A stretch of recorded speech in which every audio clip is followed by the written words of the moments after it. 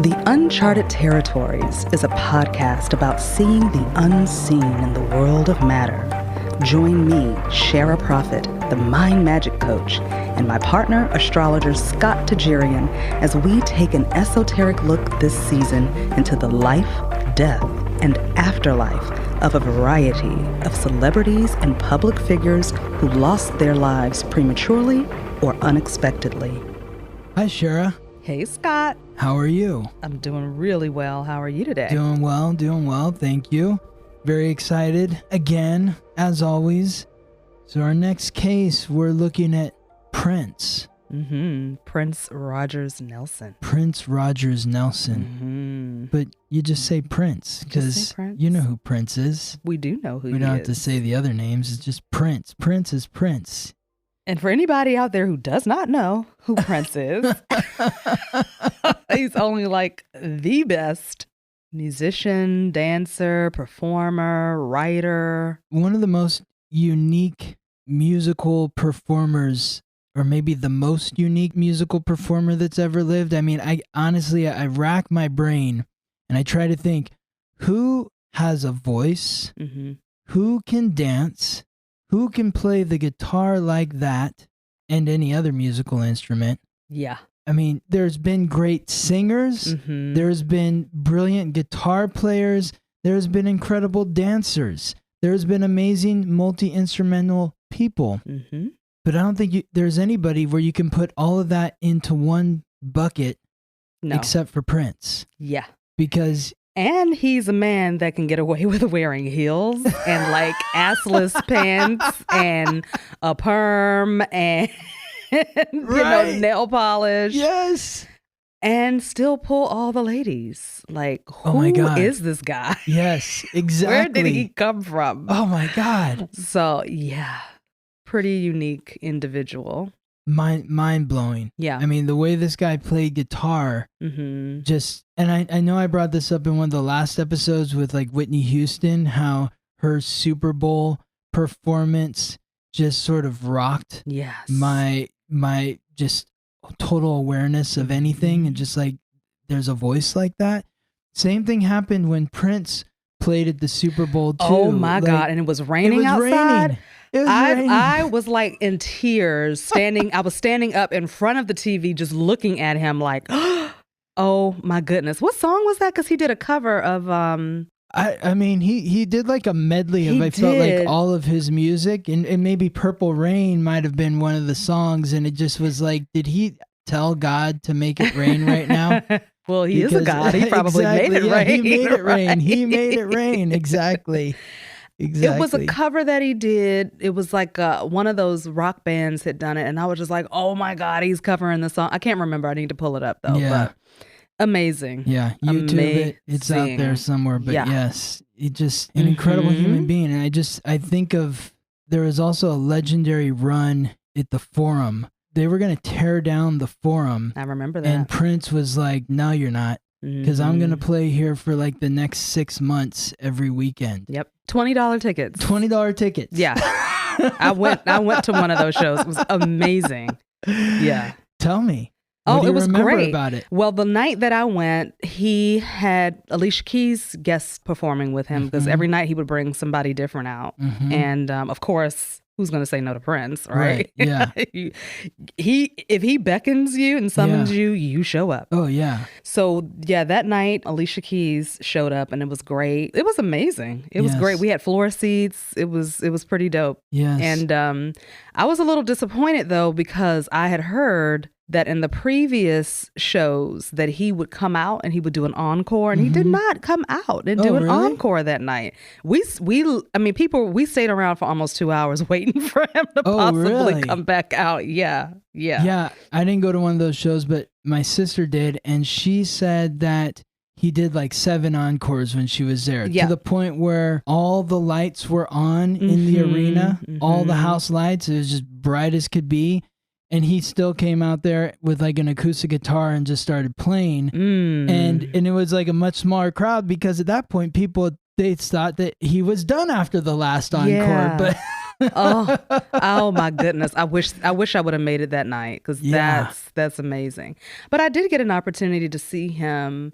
He wasn't performing, but he was playing the keyboard at the Sayers Club one night. And there was this amazing woman named, oh goodness, I forget her first name, but I remember her last name was like Whitfield. I guess she was like one of his proteges or something. Amazing voice. And I look over in the corner, because the Sayers Club is like a little intimate, sexy little club in Hollywood, and they do a lot of live performances. And so I look over in the corner, I'm like, who is this playing the keyboard? Yeah. Is that Prince? Because he had like this big bush, and he was like totally not in his usual Prince attire, but he was just over there like backing her up. I was like, this dude. Oh my God. So phenomenal. Committed to his craft, committed to like just the joy and the love of music. I have a Prince story where it was one of these sort of things where it was similar to that, but I was working at the Golden Globes one year, and I was at this like Vanity Fair party, and I heard the house band playing a Prince song or a few Prince songs. And I wasn't paying any attention because, like, I'm working, I'm like, got a headset on, I'm focusing on stuff. But then I started to think, wait a second, like, who's singing? Because whoever's singing sounds so much like Prince. And I turn and look, and Prince is on the stage in this tiny, like, conference room, you know, that's been converted into a party venue for this after party for this big Hollywood event. This was not planned. It was like he came up on stage. He wasn't supposed to play there. He heard them playing and was like, hey guys, can I play with you? And Prince is on stage playing with this house band, his music. Yeah. And the look on the band members' faces, they were just smiling ear to ear. They didn't even know, huh? They were like, oh my God, we better get every note right, guys. Like, do not screw this up right now. That is so awesome. And I loved that about him. Like, he wasn't pretentious. You know what I mean? No, exactly. He kind of gave you the air that he might have been pretentious, but you can't be pretentious just showing up and just playing. It was almost like his pretension was to make fun of pretension. I think so. It was like, yeah I'm going to act like this. But he was like, at least from my experience in what I saw on that one night, you're not pretentious if you get up on stage with these guys that have never played with you before, that are playing your music. You're making their life right there as musicians. Exactly. And they get to play with Prince. That's just, I'm telling this story. I wasn't even on stage. I can only imagine what those guys felt. Yeah. They went insane. to work one night. They're like, oh, cool, we're going to play this Vanity Fair party. There'll be celebrities there. It might be fun. I don't think they were thinking that Prince was going to get on stage with them and start playing. He's like, wait, they're playing my song. I'm going to go sing it. I'll be right back. Excuse me, guys. I'll eat this salad later. Like, what? Totally. But he would just pop up. I mean, you know, if you live in LA, you know that he would just pop up in places and just be playing. Yes. You know, like that's what he would just do that. Well, and that back to the Forum. I mean, he did these shows for 20. Was it $20? Or I feel like it was even cheaper than that. Yeah, I heard some of the like people, $20. $20, yeah. He did that.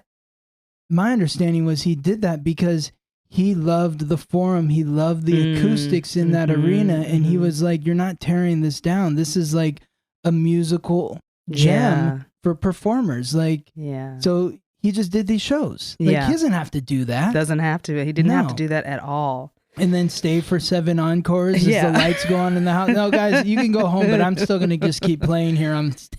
This is somebody whose music just flowed through every fiber of his being. You know, like this is a person who wasn't doing it just for the fame, just for the money. This is he ate music. He breathed music. He is music. Yes. Like, I mean, honestly, he is music, and you guys will know what we're talking about as we move a little bit more into the show. So, oh my God, yeah. Well, I mean, I can see it in his astrological code. Totally. I mean, his moon is in Pisces. That's one of the signs that I equate with music because Pisces is about the unconscious, and music takes you into an unconscious plane. It takes you to a dream world. So Prince's moon was in Pisces, which is his emotions. His emotions in the sign that represents the unconscious. The unconscious is associated with music because music takes you into an unconscious realm. It takes you into a dream realm. You know, if you went and saw Prince play, you would be on another planet when you're listening to this guy play. Oh, yeah. So, but his moon was also in alignment with Neptune. Neptune is the planetary ruler of Pisces. So that increases that unconscious compassion, music, dreamlike energy. His Neptune was in the 12th house, which is the house that is associated with the 12th sign, which is Pisces. So again, music. And then all three of these points, the 12th house, Neptune, the moon, they're all connected to his north node. His north node was also in the 12th house, connected right next to Neptune, in alignment with the moon. The north node is the soul's purpose. So it truly was in his soul's purpose to follow what was feeding his emotions, and what was feeding his emotions was creating that unconscious wonderland of the musical place where people could go to help heal their unconscious. Wow. Yes. Wow. That's deep, man. Yes. It's pretty deep. So it's written in his chart. Yes. And printed on his soul, his soul's purpose for being here. And he was like the embodiment of it. Because literally embodied it, because it was in his body when the way he moved, his voice, everything. Yep. So he lived it. Yes. Wow. And when you it. think about like the coordination that he had to be able to dance and to play so many different instruments, his sun, his Mercury, the sun is the giver of light, life, and vitality wherever it goes. Mercury is the planet of communication. They were both in Gemini when Prince was born, and Gemini is the twins. So it's like twins. There's two people doing one thing. Gemini is the sign that represents communication, but also coordination. So him to communicate through song, but also have the coordination to express the music in the way that he did. And Mercury, the planet of communication, was also in alignment with that moon in Pisces. So he was able to communicate his emotions, what he was feeling. Wow. Mercury was also in the 7th house, which is the house of marriage, which is associated with the 7th sign, which is Libra, that represents harmony. So Libra is another sign that is associated with music because it's about harmony. So creating that harmony and bringing it into the dream world, the fantasy land. Wow. Yeah. Yes. Okay. Yeah. Well, let us get into the reading. Tell me about what it was like when you came into contact with the spiritual embodiment of Prince. Yes. Well, he came in very cool. I mean, I'm a huge fan of Prince, so I've always felt a connection to him, you know, even when he was here on Earth, you know, living in the physical realm. I've always felt a deep connection to him since I was a kid. My mom used to let me watch Purple Rain. Sure. Just because she knew how much I loved music, right? She was like, whatever, let her watch it. Every day after school, I was watching Purple Rain. Oh, wow. You know, on the cassette tapes. So we had this connection already. And there's been times when I've like been this close to him. And even when you have those types of situations where you're like this close to a person, or you somehow they just pop up everywhere you are, there is already a connection there. There is already an energetic, spiritual connection that you have with that person. So it wasn't hard to bring him in. In fact, I felt like he had been trying to come in anyway, like long before we even decided to do this show. Right. He had been trying to come in. So he came in really cool, really smooth. Trying to come in to talk to you? To talk. Yeah, just to kind of communicate. Yeah. And so he came in like, it's about time. Like, you ready? I was like, yeah, I'm ready. Let's do this. So he came in very cool. He wasn't like dressed in his regular regalia. You know what I mean? Like he had like jeans and a t-shirt or something? Yeah, it was like he had on like some sweatpants and like a jersey. Like a basketball jersey, which makes sense because he was really good at basketball. Well, super coordinated. So it's Very not surprising that he was good at sports. He was a good athlete. Look at this guy. Yeah. He's killing it on the court, I love that. And super short, you know what I mean? That Dave Chappelle from the Chappelle Show is like the legendary. And they said that actually, like, it happened like that. Yeah, the Charlie Murphy story. Yeah. See, and the crazy thing about that is David Chappelle went to my high school. We didn't go, we weren't there at the same time. Yeah, he's older than you. He graduated from Duke Ellington School of the Performing Arts, and I did too. I mean, I'm just talking about like the connections totally. Yeah, so he had on a basketball jersey. It was like blue and red and white. I don't know if it was like a specific team or whatever, because I'm not into sports like Team that. America. Maybe. Blue and red and white. I don't know. That's red, white, and blue. Yeah, exactly. Backwards, right? It was a blue, red, and white jersey. What is that? Well, I mean, what if it's red, white, and blue? Was that? It was weird, and I can't remember. There was a number, but the number wasn't clear. Mm-hmm. So he came in like that. I always do the readings in my bedroom. Mm-hmm. So he just sat on the end of the bed, and we just started chatting. Yeah. And, I like to start off with finding out the running theme. What's the theme? The theme is persistence. Persistence. Yeah. Yes. Persistence was the running theme in Prince Rogers Nelson's life. That makes sense. Mm-hmm. He said, I never gave up in life, not on my music, not my career, not my family, not even my love relationships, even though they were short-lived. Mm-hmm. He still didn't, just give up on them. Yeah. He said, I didn't know how to quit. It was never an option. And it just felt natural to keep on going. And that's powerful because a lot of people don't have that thing that just keeps them going. Yes. And he had a lot of opposition in his life, a lot of opposition. Even when he became famous, he still came up against a lot of opposition. Yeah, like he changed his name to that symbol, mm-hmm. right? Because there was some sort of dispute with the record company. Yep. Well, they wouldn't give him his masters, right. And it was like a bunch of legal stuff going on mm-hmm. there. So I asked him about his childhood because I have to, that's me doing, hypnotherapy and working with behaviors. We learn a lot from our parents. We can learn a lot by looking into our past and our relationships with our parents and the relationship between our parents. Yes. So when I brought the parents up, he was a little quiet about that, like almost as if he didn't really want to speak on it. So mm-hmm. what he said was, "Oh, you're gonna have to pull cards on that one." Oh, he wanted to keep that to himself. Yeah, like he wasn't wanting to talk about it. Pretty much, he's like, "Look, you're the reader. You pull cards on that. I ain't talking about that." Mm-hmm. So, right. And so I did.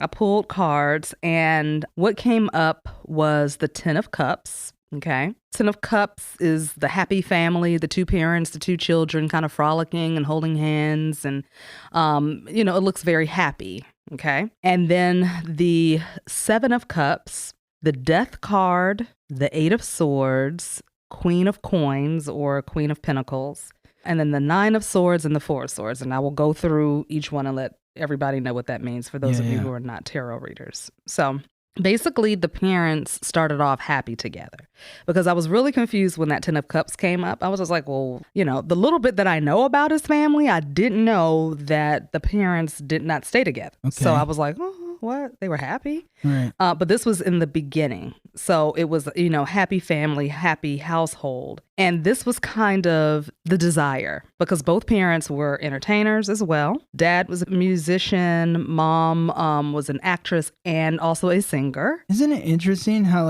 all the people that we've done so far, we've mm-hmm. done the Kennedys, JFK, RFK, Whitney Houston, Dorothy Dandridge, mm-hmm. and now Prince.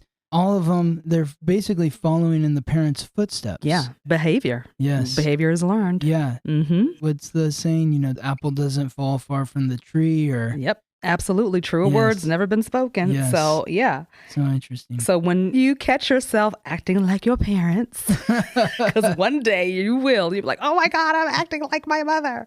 I'm acting like my father. Well, yeah, you are because, you learned that's from your them. first representation of what it means to be on this planet. Yes. So Dad was an idea man, lots of lofty ideas, hence the 7 of Cups. Mm-hmm. Okay.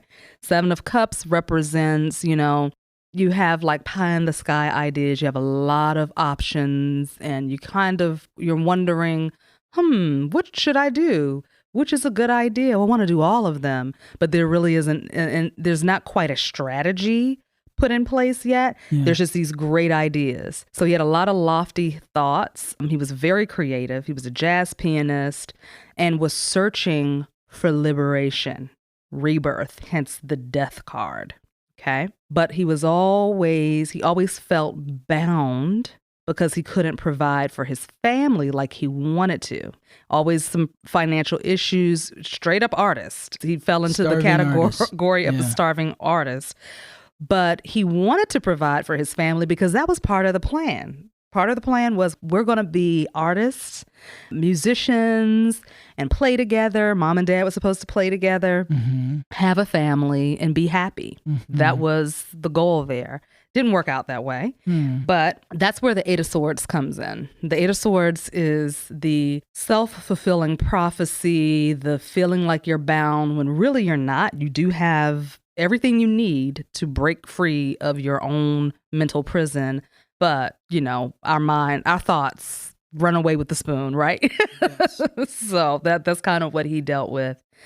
So he was caught between his love of music and financial stability. And this created a feeling of instability and many, many sleepless nights, hence that Nine of Swords. And he yearned for a break. He wanted rest. He was exhausted. He was pretty tired and he was wanting that break. He wanted to break into the industry and really, really see some financial returns on all of his investments and things like that. So you can see the paradigm right there, the struggle, the mental struggle, the inner struggle there. And so then his mom came in. Prince's mom came in actually into the reading. Okay. Because he was not talking about this. So she's like, I'm going to talk about it. Yeah. And okay. I mean, for all I know, he might have invited her in. Like, hey, we're talking about y'all. Come on in here. But he just didn't want to. He was kind of just sitting back like.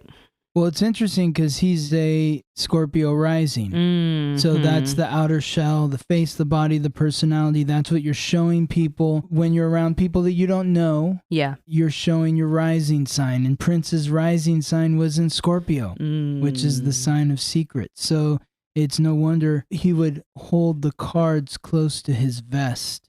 Yes. With you. Yeah. When it came to talking about his parents, it was just kind of like not that he didn't care or he was angry. He just didn't want to discuss it. Right. But I think he invited his parents in. So mom came through and she said that it was good in the beginning. We were both going to perform for a living and raise a family. That was the goal. And she said, I was going to sing and act.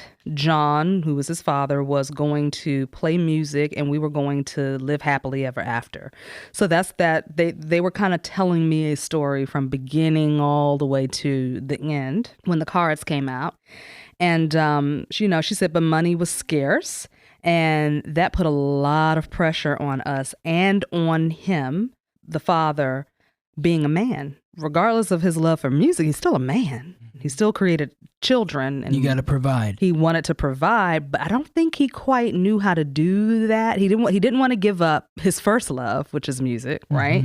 So he didn't quite know how to balance it out or how to make it work for himself. So that could put a lot of stress and pressure on someone.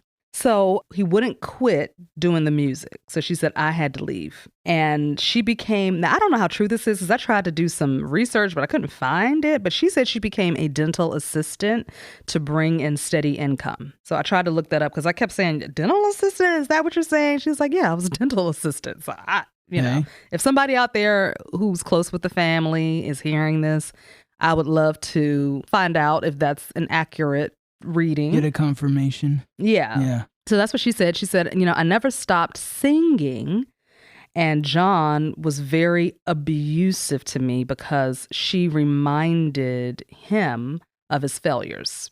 So that's when the abuse started happening. And that's when she was just like, I'm done. I can't do this. Yeah. And he was abusive also to Prince. And they had a very volatile relationship. Okay. Prince and his dad. Okay. It was like this love-hate relationship because Prince looked up to his father. They even wrote some songs together. Well, okay, so this is fascinating because Saturn is the planetary symbol that reflects the father energy, the authority. Saturn's the authority. And Prince's Saturn is in direct alignment with his Chiron. Chiron is the wound. Right. And both of them are in alignment with Jupiter, which is the planet of expansion. So one way to translate that would be a big wound in relation to the authority figure in his life. Wow. Yes. Yes. Very big wound. And I think close to the end of his father's death, I think they reconnected and did their forgiveness work. Because, I mean, they were writing together and playing music together. Sure. Prince wrote his first song when he was 8 years old, you know. So he looked up to his father. He gives his dad just because there's a wound there doesn't credit. Mean it can't be healed. It was stitched up maybe later on in life. Yeah. But that doesn't change the fact that there was a wound there that needed to be stitched up. Yes. Between father and son. Absolutely. Absolutely. So John comes in, the father, and he said, I had such high hopes for my life as a musician. It just didn't pan out for me that way. It did for my boy, though. And that always made me happy. He was very happy for Prince. There was never any like jealousy or anger. He was very happy that his son made it the way he made it. I mean, the way he made it. Like, he didn't just make it. He like made it. I mean, he had people trying to sound like him, and you know, he changed the whole trajectory of music. Totally. I mean, oh my goodness. He's a pioneer. He really is a pioneer. He's a pioneer. He had people dressing like him. All these people that we're talking about in the series, I feel, are pioneers in some way. Absolutely. Oh, yeah. There's no question Prince was a pioneer. He forged his own road. My goodness. I mean, that's the best way we can describe it, right? Yeah. With the limited vocabulary, you know, that we're given here. But yeah, to say the least, pretty much, right? Yes. Yeah. So that was the parents. That was the parents' relationship. And like I said, Prince and his father had volatile relationship. He bounced from his mom's house to his dad's house and back and forth. He preferred to stay with his father because of the musical influence and the artistic environment. But when dad, you know, would lose his shit, he was like, F that, I gotta go. So dad would put him out sometimes, and then he would go stay with mom. And then, you know, it was just this back and forth kind of ping pong thing. Yeah. This helped him. This was like the secret sauce to his music, to his genius. When we think about geniuses, right, usually they have a very tortured, treacherous, traumatic background. You know what I mean? They are these souls that go through so much, right? But in all of that pain and that rage and that anger that he built up, being a child growing up in a poor environment and poverty, being incredibly sensitive, very creative, a creative genius, and being in an abusive household, right? So all of that anger fueled him. He said, it fueled me, it fueled my passion for music, but also to make it as a professional musician. He was determined to make it. Yeah. So he loved music, but he also was like, look, I'm damn good. I'm going to make it. Yeah. I'm going to be rich, I'm going to be famous, and I'm going to kill it. Yes. And that was his goal.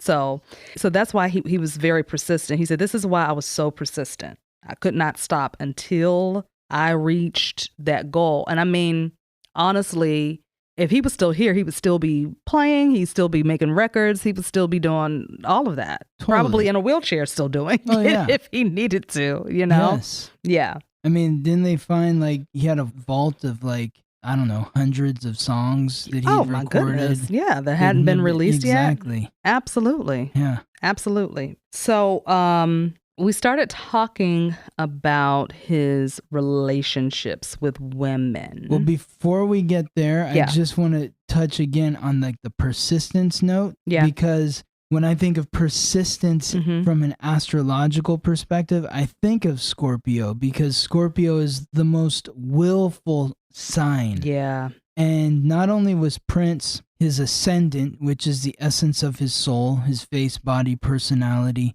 was in Scorpio. His north node, which is the soul's purpose, was also in Scorpio. But the midheaven, which is the highest point in the sky when you were born, if you stood and pointed straight up, that would be the midheaven. That represents the career and what you want to achieve in this world. And at the exact same degree as his midheaven. His midheaven was in Leo, which is the king, which is the king of the jungle, the lion, the sun, the center of the solar system. So he wanted to be that center of attention in his career. Yes. But at that same degree where his midheaven was, which by the way was the 29th degree of Leo, and the 29th degree is one of the most intense degrees because being the final degree, it's like popping a zit, it's like all that pressure just builds to that last end. And so if anything's at the 29th degree, there's intense pressure there to achieve whatever that is. And his point of achievement at 29 degrees in Leo, about achieving, being the center of attention, at that exact same degree was Pluto. Pluto is the planetary ruler of Scorpio. So having the planet of willpower at the exact same degree, 29 degrees in Leo, as the midheaven, his soul's purpose to achieve in his career. Yeah. To become the master at something. Yeah. Yes. I can feel it right now. Like it's his persistent energy is almost giving me a headache, to be honest with you, like in the front of right in the front of my head and behind my eyes. It's very, very strong that he was like, oh no, I was not going to give up. Sleepless nights and all of that. Pluto's also transformation. Pluto is the god of death, lord of the underworld, the planet of transformation. So it also represents transforming. It doesn't matter how many times you kill me, I'm coming back. Case in point, you're going to take all my music and not let me own it? Then I'm going to change my name. I'll just be a symbol now. And I'll release albums under that symbol. And there's nothing you can do to stop me. Yeah. Like he literally transformed who he was so that he could stay persistent to achieve his ambitions. Yes. Yeah, because see, that could have ended him. You know what I mean? Exactly. Honestly, because we see it happen all the time. Yes. We see people have struggles with their record labels or struggles with their team and their management, and then you don't hear from them anymore. Right. No, this guy was like, fuck that. I am about to create a whole new me. Yep, exactly. And watch them squirm. Right. I'm going to not only keep playing my music, but I'm going to continue being successful, continue, raising eyebrows, because all people were like, whoa, we've never seen this shit before. Exactly. I know. I was like, damn. Can you do that? Like, can you just change your name to a symbol and put out records? Okay. I guess you can. I guess you can. That's what, that's what he did. Exactly. Yeah. So yeah, that persistence is a motherfucker. Oh yeah. So yeah. Good for you, Prince. Yes. And I also want to say one thing too about the relationship with the father and like the volatility and the abuse there and that sort of stuff. Prince is Mars. Mars is the god of war, the planet of action, aggression, and conflict. When Prince was born, Mars was at the 0 degree, which is the first degree. 29 is the last degree. So those are both very intense degrees. One is like out of the gate, and one is pushing to the finish. His Mars was at 0 degrees in Aries. Mars is the planetary ruler of Aries. Mars is the planet of action. This is what gave Prince such confidence to move forward and to act and, say, I'm going to do this, and just boom, go and do it. Not think about it, just act on it. But it was also in the 4th house, which is the house of home, which is the house that represents the childhood, your roots, the father or mother, the people who raised you. So when you have the god of war in the house that represents the people who raised you, there's going to be conflict in the home and wherever it is you grew up. Yes. Wow. Okay. Yes. Very powerful. Wow. So relationships. And that's speaking fun too. Of parents, right? Speaking of growing up in a home with both parents and then just both parents in separate homes. Okay, so let's talk about Prince's relationships with women. out the gate, he says, I love women. And I always felt the need to help them. Mm. And we know that we've seen him with so many women, right? And that's not because he was like a womanizer that hated women. No, he loved them so much that he loved to have them around. You know but this is the funny thing to me. Like, I think back to doing John F. Kennedy's when we were talking about him. And he loved the women too. He did. He had a lot of female companions. Well, Prince and JFK were both 8th house Gemini sons. 8th house is associated with the 8th sign, which this is the house of death. The 8th sign is Scorpio. Scorpio's one of those signs that we know is synonymous with sex. Yes. It represents the energetic spiritual bonding that occurs through the physical act of sex. You have sex with somebody, it changes you. It changes your relationship with that person, but it also changes your relationship with yourself. So that's the sexual energy. These guys both have 8th house sons, but Gemini is the twins. That's two people. So they're going to have two partners, multiple partners, so on and so forth. They want a variety. They want to learn a little bit about a lot. They want to meet a lot of different ladies and engage with them. That's the Gemini energy. And JFK and Prince, and then the 8th house. Yeah. Sex. Yeah. Sex with a lot of people. Sex with a lot of people. Exactly. That's Gemini, 8th house Gemini sun is like sex with a lot of people. If you're an 8th house Gemini sun, or if you're with an 8th house Gemini sun, just understand. Do you? Do you? Let them do them. Exactly. And let them be them. Let them be them. And see, this is why it's so important to understand your chart. No, your chart isn't the end all be all, but it does give you a roadmap, right, Scott? Yeah. It gives you a roadmap to help you understand yourself. Yes. And to help you understand your partner or your mother or whoever else is in your life, right. Instead of holding them to like this box, you got to fit in this box. If you want to be with me, then you have to be this certain way. Knowing your astrological code just really empowers you to be yourself. Yes, absolutely. I agree with that 100%. Yeah. And guess what? If you don't like that type of person, then they're not the right person. They're not the person for you. Exactly. Then you need to find out. Maybe you want to be with like a Cancer, maybe. I would say, if you're someone who wants to be with someone who's more loyal, that's going to be committed to you, then you're like a second house Taurus sun, or a 4th house Taurus sun, or maybe a second house Cancer sun. I think of like that fixed energy. Yeah. In a house, the 2nd house is security. The 4th house is home. That's also Cancer as well. Although Cancer is a cardinal sign, so maybe they'll be committed to you in the family. That's the commitment for Cancer. So, but yeah, I mean, it all depends on the full astrological code. So basically, when somebody starts dating somebody, they need to just give you their information so you can get a chart for them and be like, yeah, this will work out for you. What do you want? Yeah, that'll work for you. That's what I always say. Before you take the clothes off, get the date, time, and place of their birth. Date, time, and place. Exactly. That's not too much to ask for. No, it is not. No, it isn't.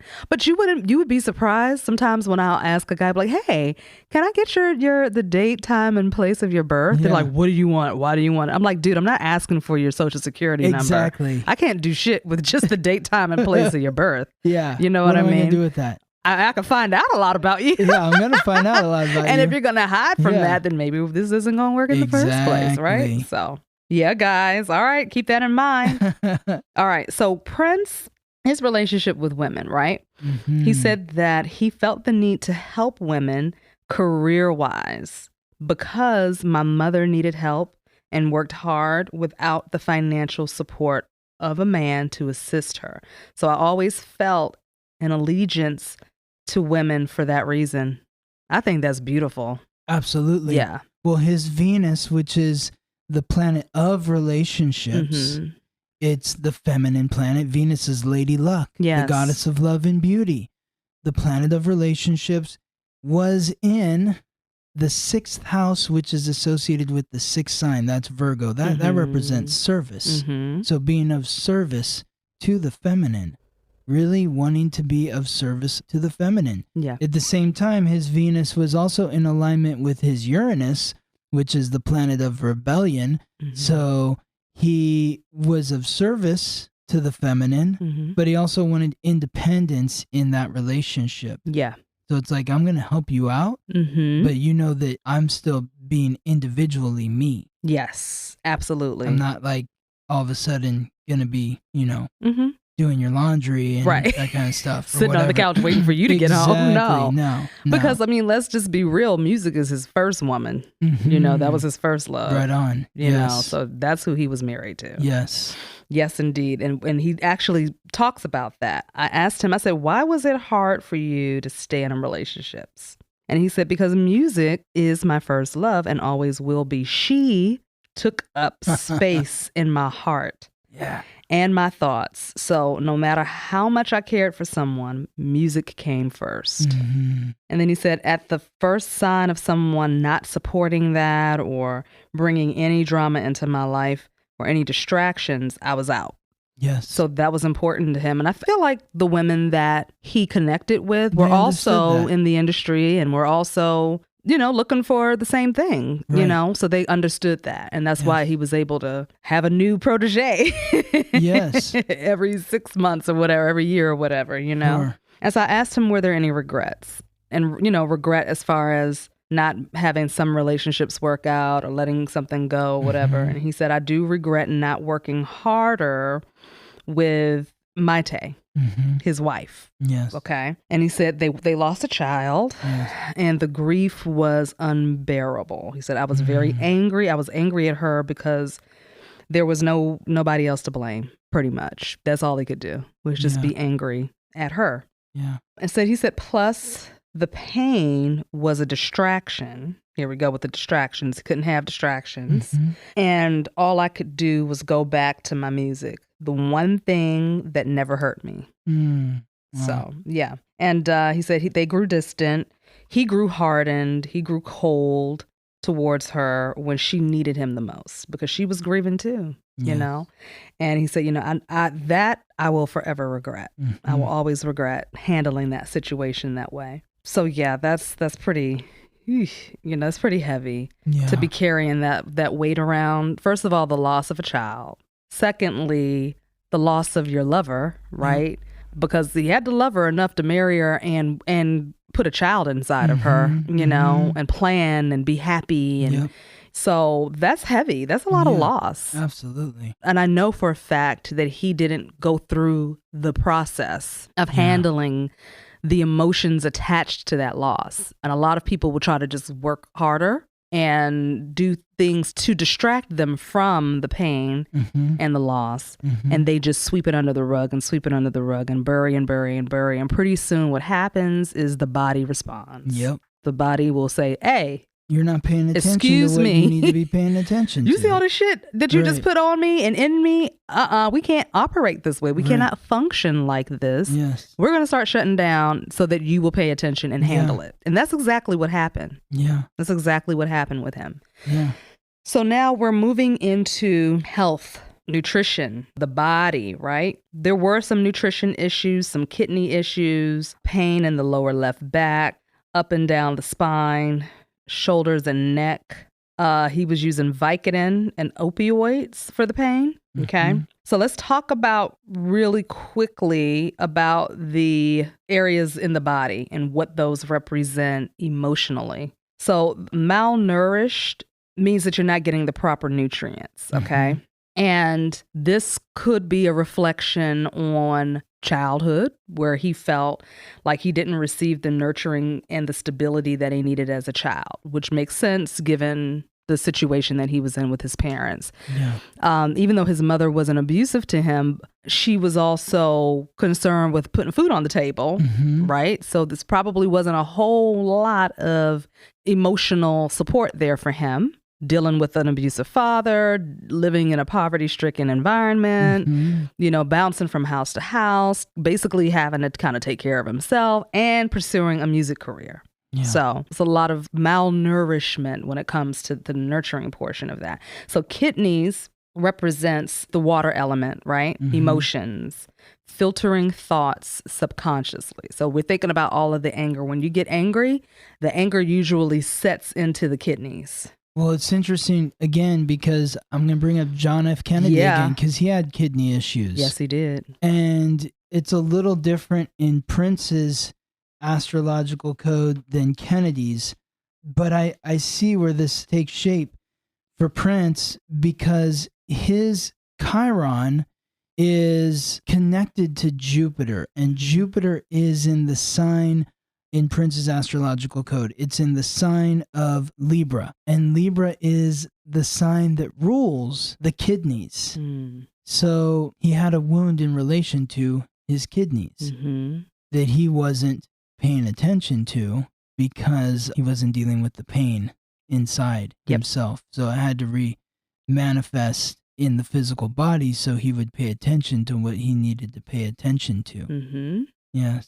Yeah. And the way he paid attention to it was by medicating and escaping. Yes. And again, the moon in Pisces, the North Node in Pisces, or in the 12th house.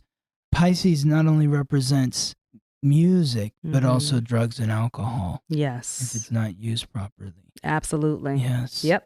Absolutely. So he was going through a lot of pain. He was in an extreme amount of pain, definitely emotionally, but we have the gift or the ability to bury our emotions to the point where it's like, well, I don't cry anymore. Oh, I cried for a little while. I'm okay. Oh, I forgave her. I'm okay. I'm over that. Yeah. But the body does not forget. Your subconscious mind does not forget. Right. You know, and your body has a subconscious as well. Yes. So it's all cellular memory and it's all emotional memory. And when we don't process those things healthfully or completely, it shows up. Yes. It shows up in some way or shape or form, right? And it can even drive you to death, as you guys have heard, right? Again and again. Again and again. Let's just drive that home, okay? So I asked him, was he addicted? Were you addicted to the Vicodin, the opioids? And he said, well, I was always in pain. I love their answers to these questions. Yeah. It's so interesting to me. I'm just like, okay. So I was always in pain. Always in pain. Yeah. And I believe him. I believe that he was always in pain. He's like, he said, I was always in pain, so I took them when I was in pain. I don't mean to laugh, but it's just, right. Are you addicted? Well, no. I was always in pain, so I took them whenever I was in pain. That's like what Kennedy said. Exactly. He was like, I'm not an alcoholic. I don't have to drink if I don't want to. I just drink every day or something like that. Well, yeah. It was for his back. It was for his back and his head. Yeah. Yeah. It's for the pain. I don't have an addiction. Yeah. Yeah. But they didn't have emotional intelligence. You know what I mean? They didn't have that. And they didn't have the ability to just go type and Google in, hey, what is the metaphysical association to this migraine or to this kidney pain so or I can whatever? Focus on it from a healthy perspective. From a holistic perspective. They didn't have that, you know? Well, we have it now, so there's no excuse. Right. We have zero excuses. If you live now and you have a computer or a smartphone, you have zero excuses to not, try to learn a holistic way to handle your stuff. You can still go to the doctor and get whatever you need medication-wise. Yes. But you also have a responsibility to your body to honor the body's natural ability to heal itself. Right. So think about that. Yes. Okay. So yeah, he said that he was always in pain. So he took him whenever he was in pain. So I pulled the 3 of Swords. I pulled some cards around his health and addiction and things like that. And then what came up was the 3 of Wands, not the 3 of Swords, the 3 of Wands, which is waiting for an answer or resolve for the pain to subside. He wanted that pain to end. He was hoping and trying to find ways to end it, which I think is probably why he ended up like changing his eating habits and, went vegan for a while and things like that. So I think he was trying to work on that, but you can change your eating habits. But if you don't deal with that, the emotional aspect, yes. There's a meme that's like, you can light all the sage and have all the candles and eat all the kale and do all the yoga. But if you have not healed yourself, right, it's not going to do anything for you. Absolutely. Yeah. You got to talk it out. Talk it out, clear it out, do your energy work, yes. face it. Face it. Stop hiding from it. Stop hiding and stop Yes. trying to get all of these exterior things. People are like, oh, I have this elixir for you that's going to make you do this and this and this and this. These candles will help you do this. And it's like, yeah, but burn all of them. Take the elixir. Right. But also do the inner work. Do the hard shit. That shit is hard. Deep work. That's shadow work. Yes, the shadow work. The shadow. Yes. I love it. So then we pulled up the 7 of Wands, which is self-deception, which is him saying he wasn't addicted and also ignoring the deeper work that needed to be done. So that was the health portion and the addiction portion of our reading. Yeah. And I do tell them these things. I'm like, listen, you know why you didn't have success with that, right? It was because of... And what'd he say? And he's like, yeah, I know now. Okay. He's like, I know now. He owns it. He owns it. He's like, yeah, I know now. Yeah. But still, I was in pain. I needed to take these things because I didn't have a hypnotherapist or, a holistic coach or, an astrologer to break it all down for me. And I'm sure he probably did have those things, but it's still up to the individual to put it into practice. Yeah. So let's talk a little bit about his life as a rock star. He said, I was a rock star and I lived like one. Yeah. I was born to make music and I was literally put here on this planet to sing and play. True. He knows his purpose. Absolutely. I feel like he came here knowing his purpose. Yeah. There was no like, oh, what am I going to do? No. It took me 30 years to figure out what I was going to do. 40 for me. Yeah. Yeah. So I think he's just like, nah, I know what I wanted to do. Yep. So there are 3 energies that came through with him. And this makes so much sense as to why he is the way he is. So the 3 energies that came through is Lucifer, Asmodeus, and Azazel. Okay. And these energies were assigned to him before his incarnation as a human on this planet. Okay. So we all have a team that is assigned to us. Whether you believe that or not, you have something unseen assisting you, helping you navigate through this human experience. Yes. Okay. And at some point, you're going to be a part of somebody's team as well, if you haven't already been in some other existence, right? So Lucifer, he rules the ministry of music. He rules over music. Asmodeus is an energy that rules over lust. Yeah. Okay. He has the power to break apart a home or bring it together and make it stronger. And he's also really good at helping you break through any internal barriers and resistance and things like that. So, and then we have Azazel. Azazel, his energy rules over fame. So you got a lot of celebrities. Yeah. Pray to the god of Azazel. Yeah. Make me famous. And they use his energy. If you want to be more visible, more seen, you work with that energy. Now, you do not by any means need to sell your soul to them. They don't really need that. Right. But if you want to, they'll be like, sure.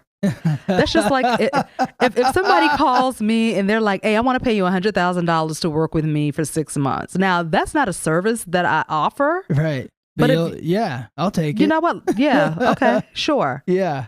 The fuck? Yeah. Yeah, exactly. So you don't have to offer that, guys. You don't have to do that. Whoever is telling you to do that, walk away fast. Yeah. You don't have to. You're sovereign. You don't have to do this shit. So 9 times out of 10, they're already there with you anyways. They're already there to help you. All you got to do is pay attention, give some time, and sit and learn from the energy. Okay. So these are the 3 that came in. Now, did you talk to these 3 or does Prince talk to them? Like what he did not really talk to them. Okay. I don't think that he was aware of it, and I do. I work with these energies all the time. Right.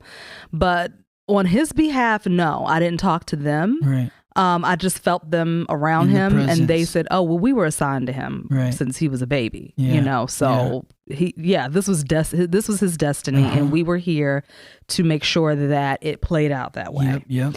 and to assist him through anything. So He was not fully aware of their presence because I asked him and he was like, I didn't know that until I passed over. But that wasn't the kind of magic he used. He did use magic, but he didn't use that kind of magic where he was working with energies and spirits and demons and things like that. So it's very interesting because you don't have to work with them for them to be there. Right. You know what I mean? Yeah. Like they're there. Yes. They're aspects of us. Mm-hmm. So he didn't use that type of magic, but he did use a lot of sex magic. Oh, I was going to just say that. Yes. Yes, he used sex magic. He understood the exchange of energy. That Scorpio energy. He understood sex and that. Magic. Oh, yes. yeah. Yes. Blood sugar baby, sex magic. I love that song. I love it. Yeah, so he did use a lot of sex magic to gain control over his sexual partners, especially in his younger years. And he said, I didn't need any distractions. It gets back to this distractions. That was his main thing. Like, don't distract me from what I'm doing. Yes. I didn't need any distractions. So I made sure they would always play by my rules. So he used his wand to control his subjects. Yes. Oh my God. I'm sorry. Absolutely. He's cracking up laughing right now. I see him laughing. Yeah. So he used his magic wand to keep the ladies in place pretty much. Right. I imagine at least like when he was Prince that we all know, that the women that were with him, they knew what they were getting into. Yeah. They're like, this guy's a magician and I want him to put a spell on me. And I want some of that magic. Because listen, it works both ways. Exactly. They absorbed some things from him as well. Things that were very helpful in their careers, you know, and even to just pull from some of his genius a little bit. Yeah, so it works both ways. If you understand how to use it, you can make it work to your benefit and to your partner's benefit. Yes. So it wasn't like they were doing anything against their will. Yeah. If they wanted to continue being in his world, they had to abide by some rules, some guidelines. Yeah. Yes. And I mean, it's Prince. Oh, yeah. So I want to keep being around him, but I'm probably going to say, I'll play by your rules. Sure, you can only call me Tuesdays and Thursdays. That's fine. Some people have that power, and I mean, if it's a genius, it's like, if I can only take a few minutes or a couple of hours to be around you, absorb your energy, absorb some of that genius you have. Yes. Hell yeah. Absolutely. Okay, that's fine. Yeah. Cool. Because I get something out of the deal too. Totally. Right? So that was his way of using magic. All right. Do you want to add anything to that? You already hit those points earlier. I mean, like his North Node, in addition to being in the 12th house, which is Pisces, which is music, is also in Scorpio. Scorpio is sex. Yeah. It's about magic. Magic and sex, magic, however you want to put it. They're all themes of Scorpio. So he's living out his soul's purpose in that respect. And his ascendant, his rising sign, the essence of his soul in Scorpio. His sun, his identity in the 8th house, which is associated with the 8th sign, which is Scorpio. So yes, sex energy, sex magic, sex, all of that. Yeah. That's right in line with his identity. Okay. He's doing what he was supposed to. He was here. He was using that wand the right way. The right way. He didn't, exactly. He did not miss a chance to execute. Okay. So let's talk about the death process. Yes. It's going to happen to all of us. Right? That's a newsflash. Yes. Everybody dies. Get ready, y'all. You're going to die. Maybe not today. No. Maybe though. Today. But maybe today. Maybe. Who knows? Who knows? Yeah. Anything can happen. So I asked him flat out, was there any foul play? Because we know there's a lot of talk around that, conspiracy, things like that around his death. It really is. It always is whenever a celebrity dies. The first thing we go to is conspiracy, right? Yeah. Some of it's true. A premature death. Yeah. Yeah, and some of it is true. Sure. Everything is not a conspiracy. Some things are just hidden well. So he confirmed that it was, in fact, an accidental overdose. Okay. He said it was not foul play. He said, it was just my time. I was tired. Here's the theme again. I was tired. I was tired of being sick, but I refused to quit. So his persistence was going against that feeling, oh God, I'm tired. Like I'm really tired of this shit, but I can't stop. Okay. And then he said, subconsciously, I wished for a release from the burden of the pain. So again, it comes back to, remember we talked about his father looking for that break, that release, right? It's so interesting how the energy kind of recycles itself. Yes. Like that ends up being kind of like, ooh, I'm just tired. I just need a break from this heartache, from this pain, from this trying and this, I need a release, but I can't get the release. And going against what really needed to be done, but still operating in the toxic cycle of medicating and numbing. There was a release, but it didn't have to be death. Right. But it required more work. It did require more work. Death is like the simpler release. Yeah, absolutely. Absolutely. And if all of your organs and your body is trying to scream out to you, help us, help us, help us, and we're not giving it the proper help that it needs, eventually it gets tired. And it's like, we're tired. Yeah. No, we can no longer process these chemicals, drugs that you're putting inside of us because you're in pain. You have to do something else to get rid of the pain. Yeah. And when we don't do that, the subconscious mind creates. It creates. Yes. It creates your reality. If I know I'm tired, if I know I'm looking for a release, and I'm refusing to go on the other side of it in the healthy way, eventually a situation, a circumstance is going to be created that helps me to release that. And I mean, that's pretty much the gist of it. Yeah. Well, I mean, I see from his astrological code, Chiron, the wound, was connecting with his Saturn. That's a very tough. It was connecting in a very stressful way. So the wound connecting to his planet of authority, planet of mastery, they were squaring off. It brings the wound into your reality.